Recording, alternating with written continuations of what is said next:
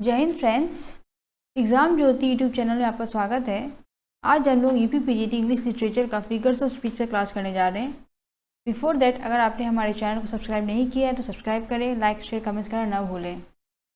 चलिए शुरू करते हैं आज का क्लास। फर्स्ट देखते हैं what is figure of speech. Figure of speech क्या है?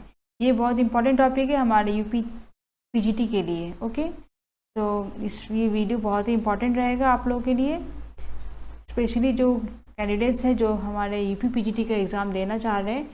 तो for them this is very important topic and this video is very useful for your exam. Okay, तो चलिए देखते हैं कि फिगर ऑफ स्पीच क्या है। तो figure of speech is a poetic device which is used in language to produce a greater effect on the reader और the listener. तो फिगर ऑफ स्पीच क्या है? एक पोएटिक डिवाइस है। पोएट्स लोग इसे यूज़ करते हैं वाइल राइटिंग ए पोएम। ठीक है, और इसका मेन कारण क्या है, मेन यूज़ क्या है? तो रीडर या लिसनर जो पढ़ रहे हैं या फिर जो सुन रहे हैं उस पर एक अच्छा इफेक्ट दें, अपना इम्पैक्ट दें, और वो पढ़ने वाले जो टोटली बहुत ही ज़्यादा इन्फ्लुएंस हो जाए इस पोएम को पढ़कर।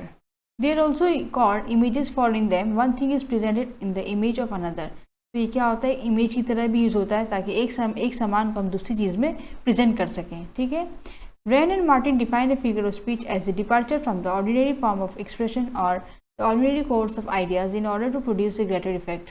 तो जो रेन और मार्टिन जी हैं, इन दोनों ने क्या किया था? फिगर ऑफ स्पीच को डेफिनेशन दिया था कि क्या ये एक डिपार्चर है, ठीक है, from the ordinary form of expression.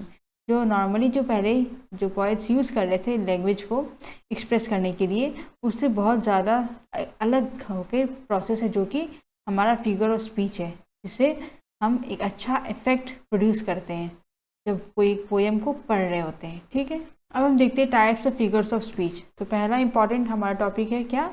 सिमाइल। Now what is simile? The word simile comes from the Latin similes, like and means likeness. तो सिमाइल वर्ड जो है कहाँ से आया? लैटिन वर्ड से आया है, और इसका मीनिंग क्या है? लाइक, यानी उसकी तरह। ओके, जिसका मतलब है likeness. Okay, it is a figure of speech by which one thing action is compared often with as और like to something of different kind or quality. However, a comparison of two things of the same kind can't be called a simile. तो इसमें हम क्या करते हैं? Comparison अगर करते हैं हम दो समान के बीच में, ठीक है, it is a figure speech by which one thing और action is compared often with as और लाइक। ये दो वर्ड यूज़ करते हैं हम लोग कंपेयर करते वक्त। ओके, एंड इसमें क्या होना पड़ेगा? डिफरेंट क्वालिटी होना पड़ेगा, डिफरेंट काइंड होना होगा। कोई भी दो समान अलग अलग होना होगा और उन दोनों को हम क्या करेंगे? तुलना करेंगे।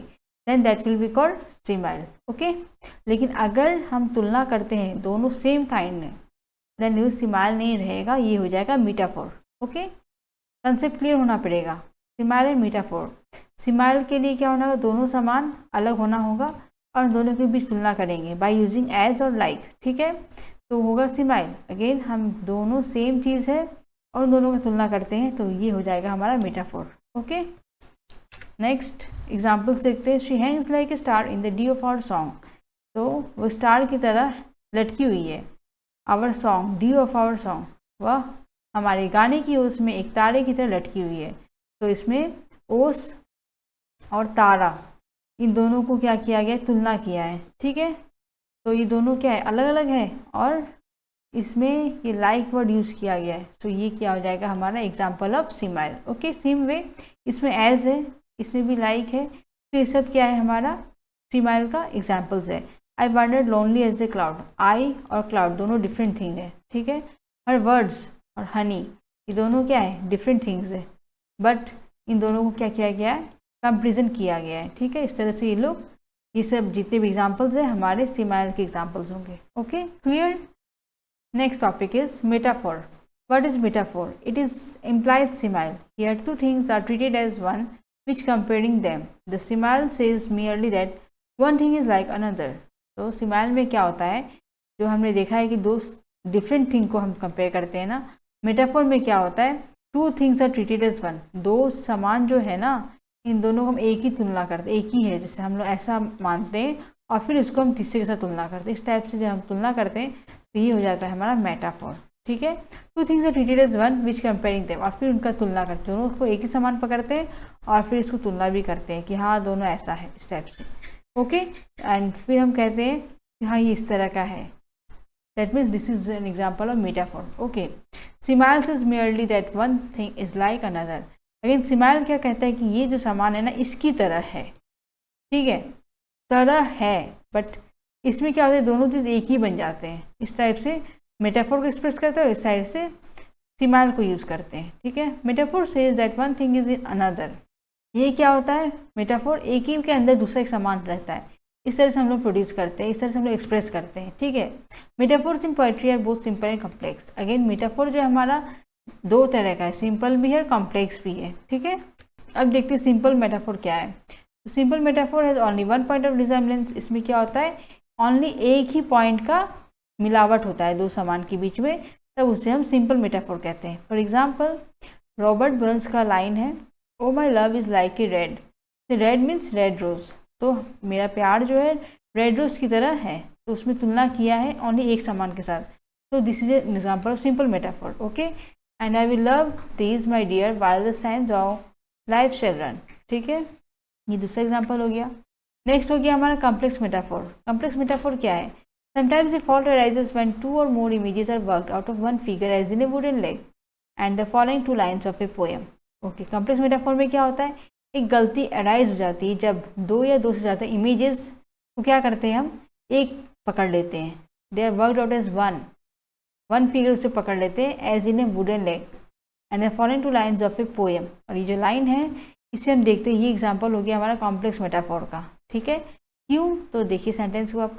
आई bridle in my struggling muse with pain that longs to launch into border strain. तो इसमें क्या है, ब्रिडल मीन्स लगाम, जो कि लगाम किसका होगा, घोड़ा का होगा. ठीक है, अगेन लॉन्च, इसमें लॉन्च क्या कर रहा है, एक नाव को लॉन्च कर रहा है, स्टार्ट कर रहा है. बोल्डर स्ट्रेन, स्ट्रेन मीन्स तनाव, तो ये हो गया हमारा जो तनाव है म्यूजिक से रिलेटेड आ गया. ये तीन अलग अलग डिफरेंट थिंग को क्या किया है, तुलना किया है. ठीक है, I bridle in my struggling muse with pain, मैं दर्द के साथ अपने संघर्ष संग्राम में भाग लेता हूँ. तो दर्द में है प्लस वो क्या कर रहा है, संग्रह में भाग भी ले रहा है. ठीक है, और दैट लॉन्ग्स मतलब बहुत देर से वो क्या कर रहा है, स्ट्रेन में है, तनाव में है, और उसी में वो नाव को लॉन्च भी कर रहा है, चला भी रहा है. इस तरह से जब तुलना किया जाता है, बहुत कॉम्प्लेक्सिटी जब बना दिया जाता है, तो उस मेटाफोर को हम बोलेंगे कॉम्प्लेक्स मेटाफोर.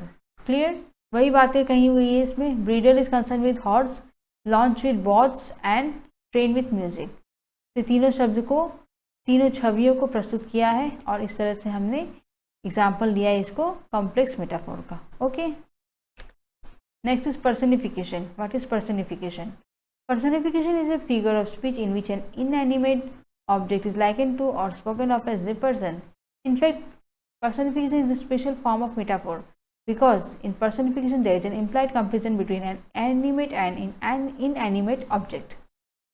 Personification क्या है? ये भी एक figure of speech है जिसमें एक निर्जीव, inanimate means निर्जीव, जिसमें जीवन नहीं होती है, तो उस सामान को, उस वस्तु को क्या करते हैं हम, it is likened to or spoken of as a person, से इंसान से या फिर एक दूसरे ही उसी की जाति के सामान से हम क्या करते हैं, तुलना करते हैं. ओके, तो इस तरह से हम ऐसे एग्जाम्पल को हम क्या कहेंगे, पर्सनिफिकेशन कहेंगे. क्लियर, पर्सनिफिकेशन जो है हमारा स्पेशल मेटाफोर का एक स्पेशल फॉर्म है. ठीक है, जिसमें तुलना की जाती है एक एनिमेट और इनएनिमेट ऑब्जेक्ट में. एक जीव और निर्जीव ऑब्जेक्ट में क्या होता है, तुलना किया जाता है. एनिमेट मीन्स जिसे हम सोच सकते हैं. ठीक है, एनिमेशन जिसे हम इमेजिनरी फीलिंग करके हम सोच समझकर एक ऑब्जेक्ट बनाते हैं और उसको एक निर्जीव व्यक्ति सामान के साथ तुलना करते हैं. Clear, a personification is no more effective. एक ये जो है ज़्यादा फायदेमंद नहीं रहेगा, ज़्यादा प्रभावशील नहीं रहेगा अगर किसी तनाव, स्ट्रेन मीन्स तनाव, फ्लैट मीन्स सपाट, अनकन्विंसिंग, अगर कोई हमारा सेंटेंस जो है अनकन्विंसिंग है, जिसे हम नहीं मान सकते हैं, सपाट टाइप है, ठीक है, तनावपूर्ण है, तो वो पर्सोनिफिकेशन ज़्यादा फायदेमंद, ज़्यादा प्रभावशील नहीं रहेगा. Clear, for example authority forgets a dying king. Authority जो है एक मरे हुए राजा को भूल जाता है. ठीक है, वो खुद ही अपना वो चीज़ संभाल लेता है. ठीक है, अगर राजा जिंदा है तो उसको बहुत अच्छे से उसको सम्मान देगा, उसको वैल्यू करेगा, उसके ऑर्डर्स को मानेगा, और जैसे ही वो मर जाता है दैट मीन्स उसको वैल्यूलेस हो गया है. इस तरह से वो भूल जाते हैं. ठीक है, तो ये यूनिवर्सल ट्रूथ है कि नहीं. जितने भी यूनिवर्सल ट्रूथ रहेंगे हमारे क्या हो जाएंगे, पर्सनिफिकेशन में आ जाएंगे. जैसे opportunity knocks at the door but once, अक्सर जो एक ही बार दरवाज़ा खटखटाता है, बट हमेशा नहीं। अगर आपने उसका फ़ायदा उठाया तो ठीक है, अगर नहीं उठाया तो you will be a loser. Okay, अगर experience is the best teacher, experience क्या है, एक बेस्ट टीचर है। एक्सपीरियंस जितना हमें अनुभव होते रहता है ना, उससे उतना ही हम सीखते रहते हैं ज़िंदगी में। तो जितना हम ज़िंदगी जिएंगे उतना हमें एक्सपीरियंस होगा और उसी से हम एक अच्छे शिक्षक बनते हैं। तो शिक्षक जो है, हम मतलब क्या, एक्सपीरियंस हमारा सबसे अच्छा शिक्षक है। इससे हमें बहुत कुछ सीखने को मिलता है लाइफ में। ओके, तो this all are the universal truth and this are the examples of personification. Clear?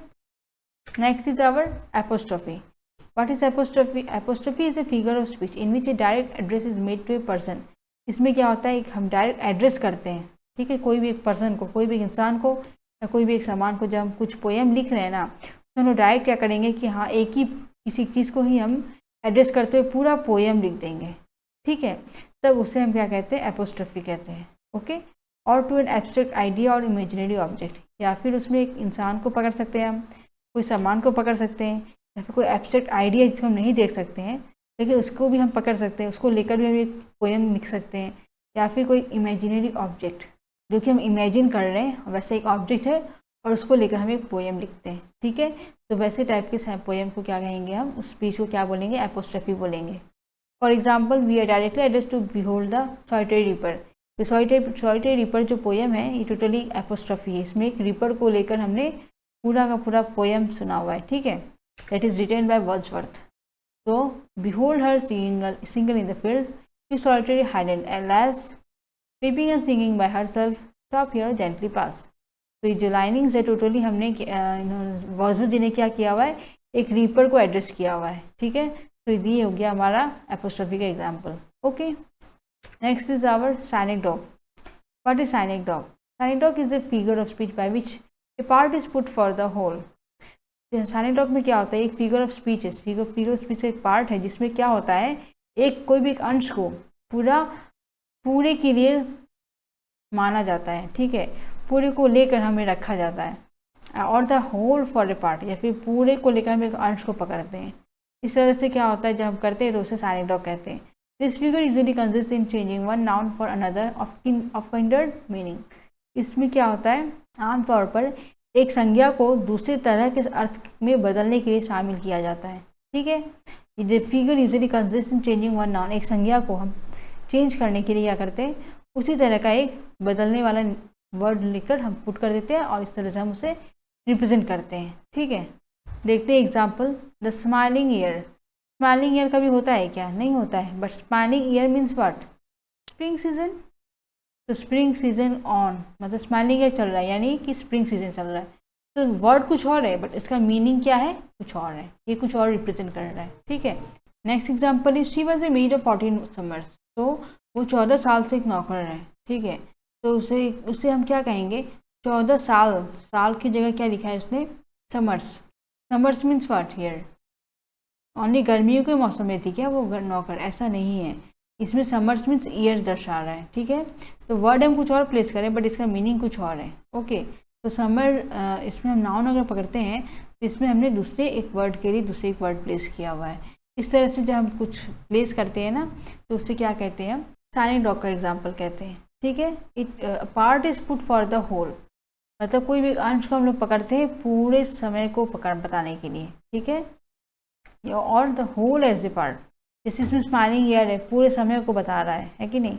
14 summers यानी पूरे समय को बता रहा है। He is a poor creature, ये एक गरीब क्रिएचर है, मीन्स प्राणी है, ठीक है। तो क्रिएचर मीन्स व्हाट, मैन होगा ऑब्वियसली, जानवर तो कहीं पुअर होंगे नहीं, है ना। तो वो हमें देखना है कि क्रिएचर जो है किसको बता रहा है, मैन को बता रहा है। सेम वे डैनियल जो है क्या है, एक राजा है, मीन्स जो जज कर रहे हैं, ठीक है। तो ही वेरी वाइज जज केम टू जजमेंट, उसने जज किया। तो इसमें क्या है, तो अच्छे से क्लियरली नहीं बताते हैं बट आपको कैच करना पड़ता है कि हाँ ये इसका मतलब इस चीज़ को बता रहे हैं, ठीक है। तो एक कोई भी चीज़ को बता रहे हैं दूसरे होल को बताने के लिए। इस तरह से जब हम एग्जाम्पल्स देते हैं तो वो सब हो गया हमारा साइनिक डॉग का example, okay. Next is our metonymy. Metonymy क्या है, इट मीन्स लिटरली मीन्स शाब्दिक अर्थ, कोई भी शब्द का क्या अर्थ बता रहा है उससे हम कहेंगे लिटरली। तो substitution of name, and the figure in substituting the thing name for the thing meant.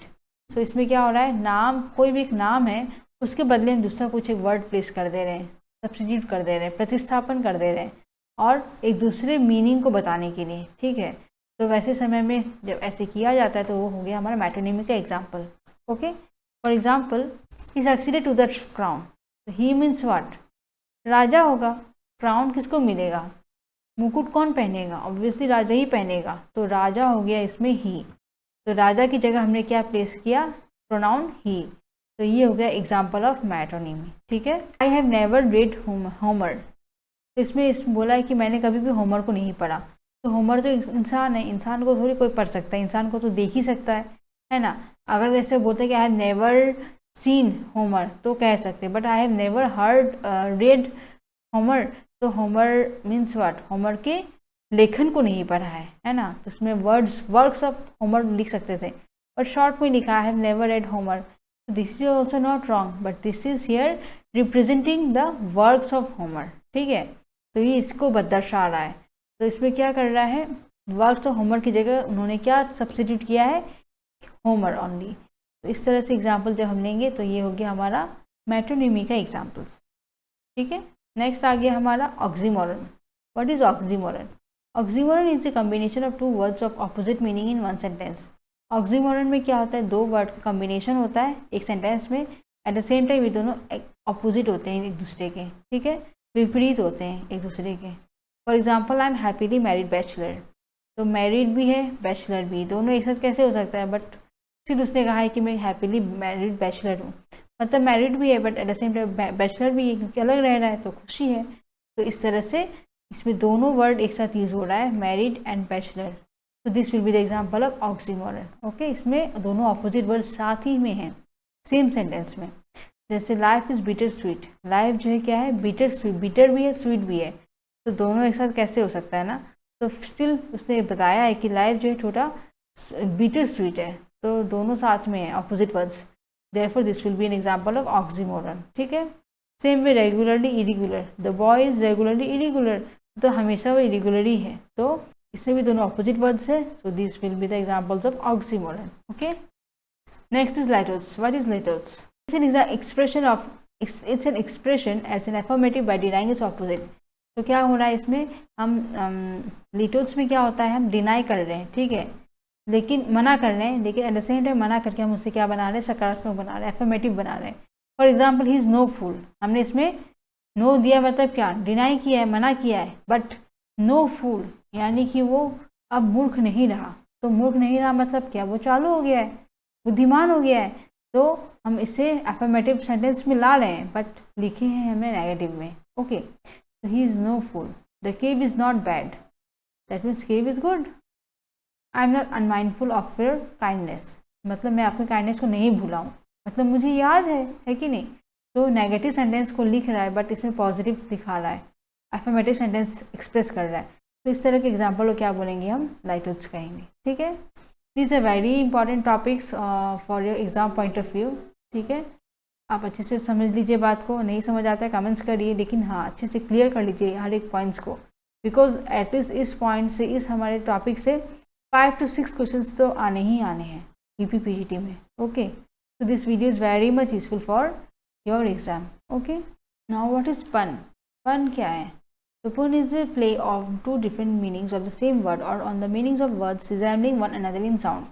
Pun एक play type है, कैसे, दो different meaning का same word, सपोज एक ही वर्ड है, इसका दो मीनिंग अराइज हो रहा है, ठीक है। इस तरह से केसेस को क्या कहते हैं, हम पन कहते हैं। या फिर meanings of words resembling one another in sound, suppose words दो टू है, दोनों का मतलब बोलने का जो स्टाइल है सेम है, लेकिन इसका मीनिंग एक है, ठीक है। इस तरह के केसेस को क्या कहेंगे, हम पन बोलेंगे। Example, N ambassador is an honest man who lies abroad for the good of his country. Ambassador जो है वो ईमानदार है, व्यक्ति है, ठीक है, बहुत ही ऑनेस्ट है, बट वो क्या कर रहा है, देश की भलाई के लिए बाहर रह रहा है, विदेश में रह रहा है। ओके, तो इसमें दो मीनिंग है बट सेम, दो वर्ड है बट सेम मीनिंग है, ठीक है। इज लाइफ वर्थ लिविंग, क्या लाइफ जीने के लायक है, that depends on the liver, वो क्या किस पे निर्भर है, लाइफ लीवर के ऊपर निर्भर है। तो इसमें भी क्या हो रहा है, दो डिफरेंट वर्ड है लेकिन मीनिंग सेम है लाइफ को लेकर। ओके, तो इस तरह का सेंटेंस जितना भी रहेगा ना हमारा एग्जाम्पल हो जाएगा पन को। ठीक है, next is hyperbole. What is hyperbole? Hyperbole is a figure of speech in which there is an exaggeration of statement. Hyperbole क्या है? एक फिगर ऑफ स्पीच है जहाँ पे क्या होता है, एग्जेगरेशन होता है, जितना होता नहीं उससे ज़्यादा हम दिखाते हैं, एक्सप्रेस करते हैं, उसे एग्जेगरेशन कहते हैं। ठीक है, तो ऑफ स्टेटमेंट, कोई भी एक सेंटेंस को लेकर। For example, Belinda smiled and the world was gay. ये लाइन लिया गया है Rape of the Lock Pope के पोएम से। तो इसमें क्या बोले, बेलिंडा हंस रही है, ठीक है, मुस्कुरा रही है, लेकिन दुनिया जो क्या है एक समझाएंगे कि उसे कोई फ़र्क ही नहीं पड़ता है। ठीक है, पूरी दुनिया के बारे में बात हो रहा है और वो उस पर हंस रही है। तो थोड़ी सी बात है बट उससे पूरा उसने एक्सप्रेस कर दिया कुछ ज़्यादा ही। तो इस टाइप से ये हो गया एक हाइपरबोल का example. Not all the perfumes of Arabia will sweet in this hand. तो पूरे अरब का जितना भी इत्र है, परफ्यूम है, उसके इस हाथ को स्वीट मतलब मीठा नहीं कर सकता है। ठीक है, तो इसमें भी क्या है, सेंटेंस थोड़ी सी बात है बट इसमें पूरा अरब को ला दिया है कि नहीं, ज़्यादा कुछ इसको ज़्यादा ही एक्सप्रेस कर दिया। तो इस टाइप से क्या होता है, ये लाइन हमारे मैकबेथ से लिया गया है जो कि लिखा गया है शेक्सपियर जी के द्वारा। तो these two are the examples of hyperbole. और इससे किस लिए हमने किया, ये हाइपरबोल के एग्जाम्पल क्यों है वो भी मैंने आपको बता दिया है। ठीक है, आपके हर एक पॉइंट्स को मैं क्लियर करती जा रही हूँ ताकि आप अच्छे समझ सकें। ठीक है, next is onomatopoeia.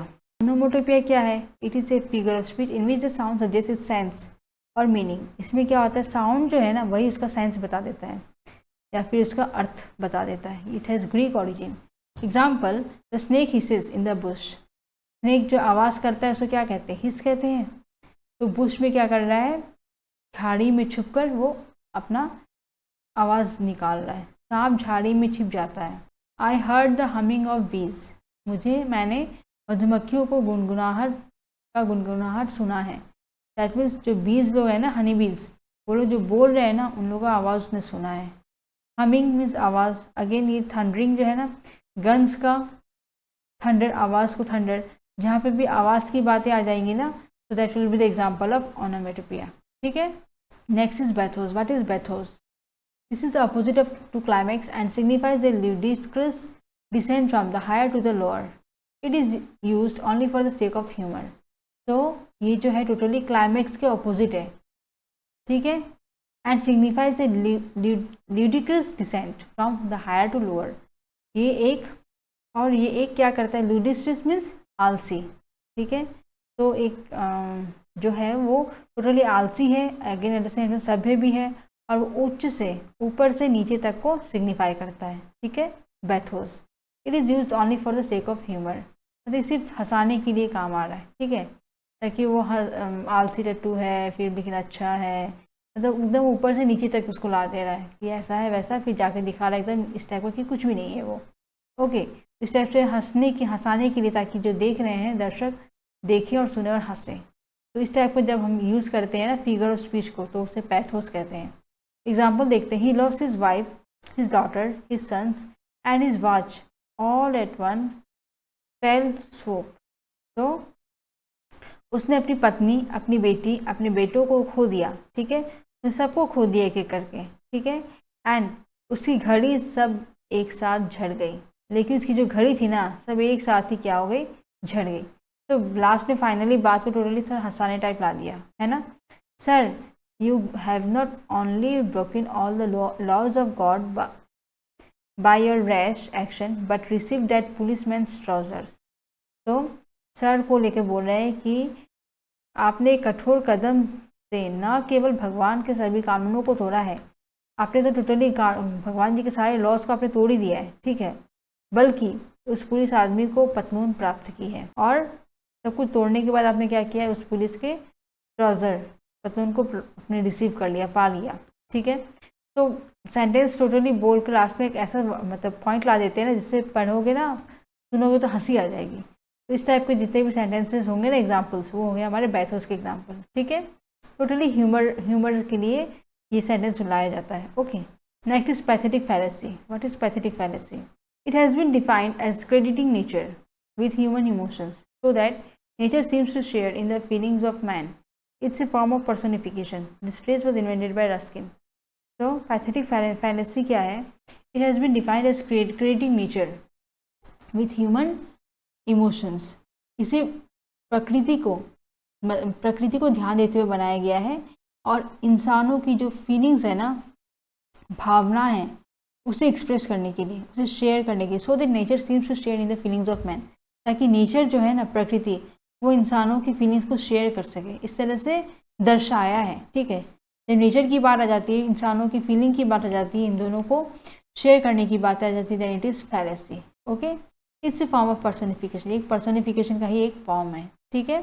This phrase was invented by Ruskin ji ने निकाला था फर्स्ट। ओके, एग्जाम्पल्स देखते हैं। The root sea grew cold at her song, उसके गीत पर कठोर समुद्र ठंडा हो गया।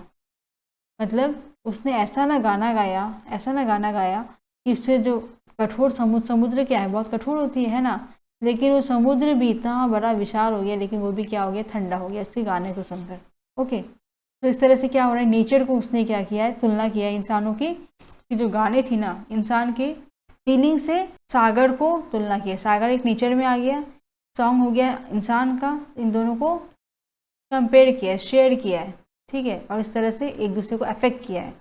जैसे इसकी आवाज़ ने सागर को बहुत ज़्यादा प्रभावित किया है, ठीक है। इस तरह से एग्जाम्पल लेने से फैलेसी की बात आई। Okay, next, all nature wept at his death and the flowers were filled with tears.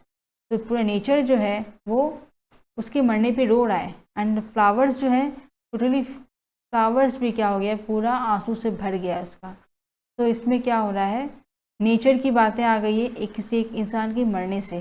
Flowers हो गया नेचर, तो नेचर और किसी एक इंसान के मरने की, दोनों की क्या कर रहे हैं, शेयर कर रहे हैं फीलिंग्स, है ना। तो ऐसे केसेस में ये फैलेसी का एग्जाम्पल हो जाएगा, ठीक है। Next is our transferred epithet. What is transferred epithet? Transferred epithet और hypallage means the transference of an epithet or qualifying adjective from a person to a thing. तो ट्रांसफर एपिथेट क्या है या हाइपरलेज क्या है?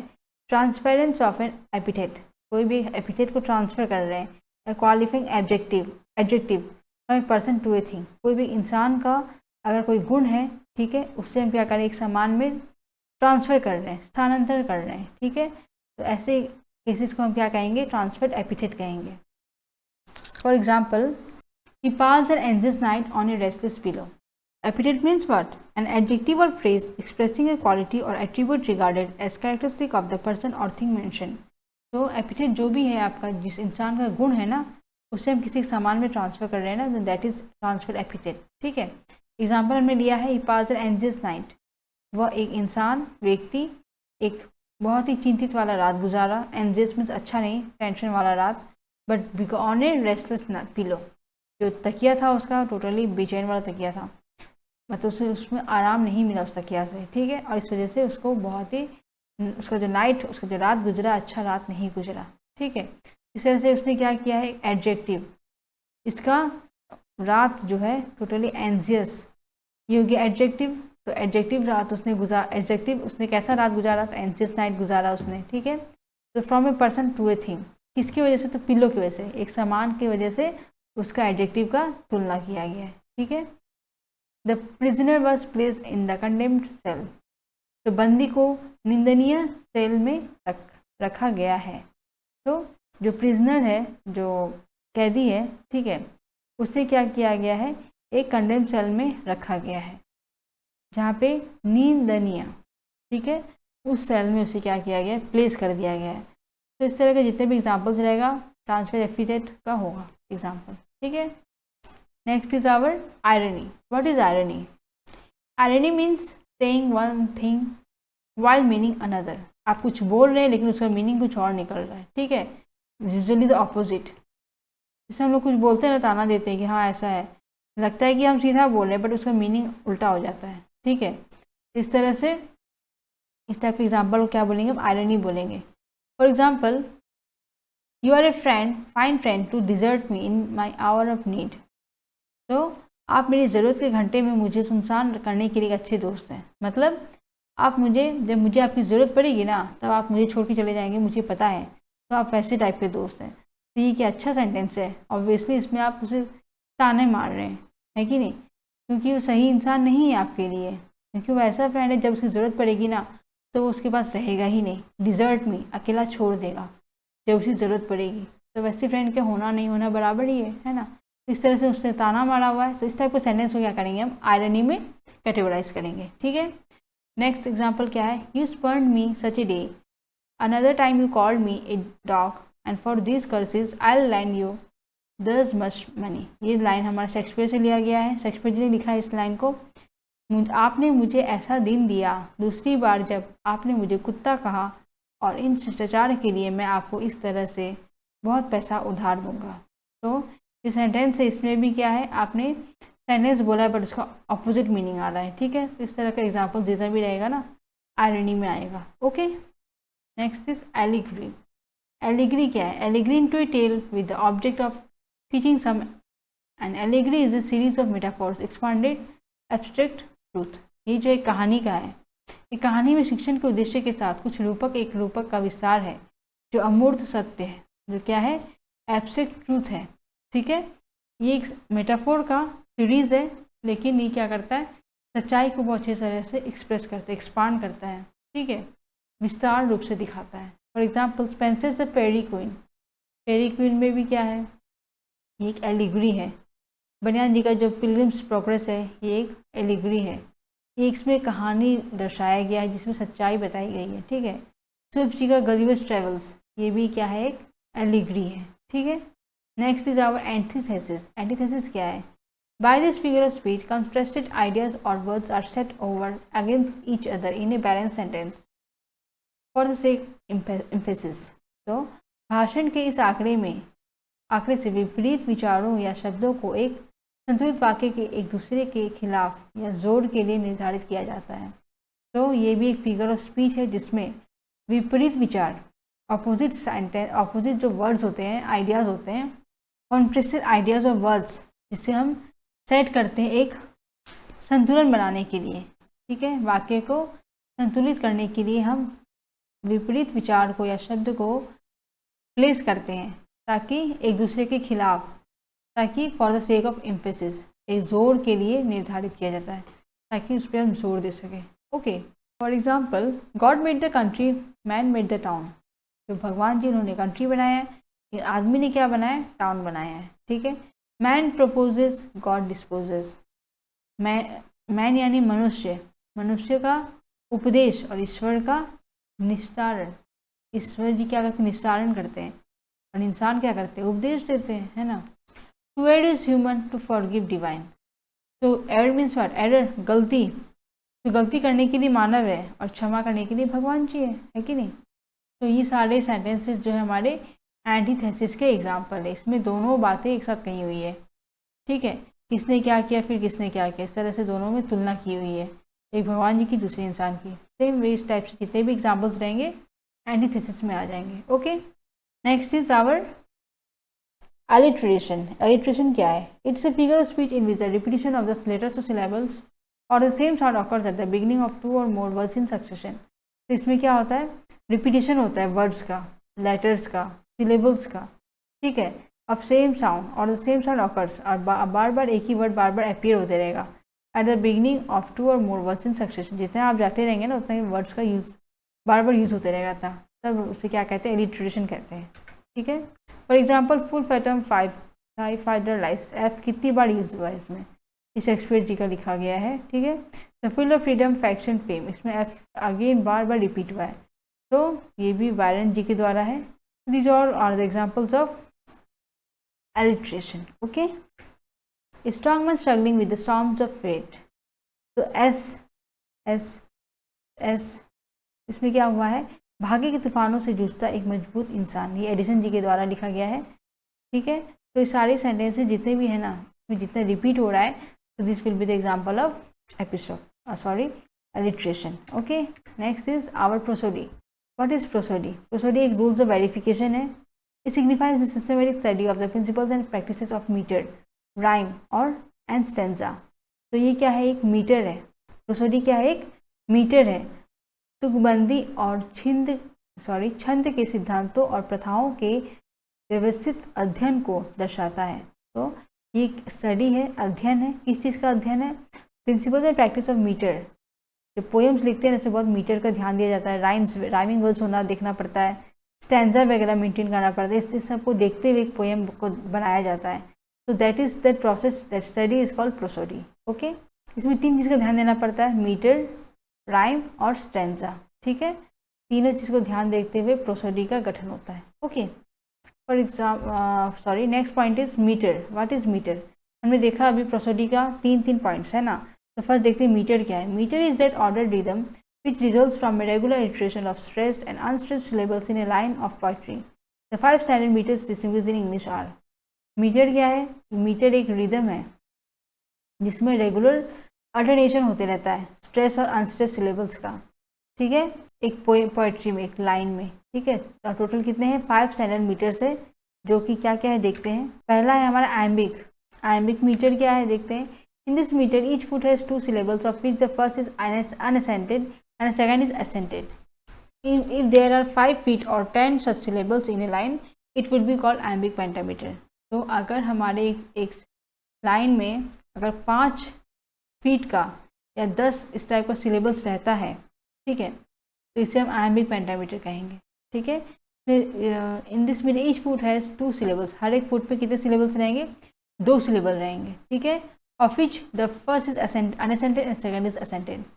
पहला वाला जो है आपका अस्वीकार्य रहेगा, ठीक है, और दूसरा वाला उच्चारण में होगा। The whole English modern English poetry is dominated by iambic pentameter। तो क्या बोला है? यदि एक पंक्ति में 5 फीट या 10 ऐसे सिलेबल्स हैं तो इसे iambic pentameter कहेंगे। ठीक है, संपूर्ण आधुनिक अंग्रेजी कविता भी किस समय में जितने भी पोएम्स चल रहे हैं ना, ये iambic pentameter का ही प्रभुत्व है। ठीक है, इसमें यही यूज हो रहा है, डोमिनेट किया जा रहा है। नेक्स्ट इज डोमिनेट किया जा रहा है। ठीक है, अभी के मॉडर्न जितने इंग्लिश पोएम्स उसमें डोमिनेट किया जा रहा है iambic pentameter को। Okay, next is trochaic. What is trochaic? In this metre also each foot in a line consist of 2 syllables। इसमें भी क्या होते हैं? 2 syllables कंसिस्ट होते हैं एक लाइन में, हर एक फुट में। But the position of stresses in each foot is reserved. लेकिन दोनों जो स्ट्रेस होते हैं उनको पोजिशन लेकिन क्या होता है? रिजर्व रहता है। So that stress syllable comes first. जो स्ट्रेस वाला सिलेबल है वो पहले आएगा, अनस्ट्रेस्ड है बाद में आएगा। ठीक है, the use of this metre is not very frequent in English poetry. its use gives pleasure, avoids monotony and captures attention। तो ज़्यादा यूज़ नहीं होता इंग्लिश पोइट्री में, लेकिन हाँ इससे हमें खुशी मिलती है, पढ़ेंगे ना तो ध्यान अच्छा लगता है पढ़ने में। अवॉइड्स मोनोटोनी, एक सरता जो एक जन है उसको लेकर मतलब अवॉइड करता है। ठीक है, उससे हमें बचाता है। एंड कैप्चर्स अटेंशन, हमें ज़्यादा आकर्षित करता है, अपनी तरफ खींचता है। ठीक है, next is anapestic. What is anapestic? In this measure each foot in a line consist of 3 syllables। इसमें 3 syllables रहते हैं, और of this 3 syllables the first 2 are unaccented and the third one is accented. तो पहला 2 जो है हमारा अनअसेंटेड रहेगा, स्वीकार्य रहेगा, लेकिन थर्ड वाला जो है वो उच्चारण वाला रहेगा। ठीक है, next is the dactylic. The dactylic क्या है? In this measure each foot has 3 syllables of which the first one is accented and other 2 are unaccented. तो इससे पहले में उल्टा था, अभी वाले में इसका उल्टा है ना। पहला वाला असेंटेड रहेगा और लास्ट 2 जो रहेगा अनअसेंटेड रहेगा, और इस तरह से 3 syllable से ये गठन होता है। ठीक है, नेक्स्ट इज एम्फीब्रेचिक। तो एम्फीब्रेचिक क्या है? In this measure also each foot has 3 syllables। इसमें भी 3 syllables है, but middle syllable is accented. इसमें मिडिल सिलेबल जो है असेंटेड रहता है, फर्स्ट और थर्ड वन जो रहता है अनअसेंटेड रहता है। ठीक है, इस तरह से ये हमारा आज का लास्ट पॉइंट था फिगर्स ऑफ स्पीच का। आशा करती हूँ आपको हमारा ये क्लास पसंद आया होगा, और वीडियोस जितने भी मैंने पॉइंट्स आज डिस्कस किए हैं डिटेल्स में आपको समझ में आया होगा। ठीक है, अगर नहीं समझ आए तो कमेंट ज़रूर करिएगा, because this point is very important. मैं बार बार आपको बता रही हूँ, और इससे रिलेटेड एटलीस्ट तो 5 क्वेश्चन तो आने ही आने हैं, 5 से 6 क्वेश्चन यूपी पीजीटी में।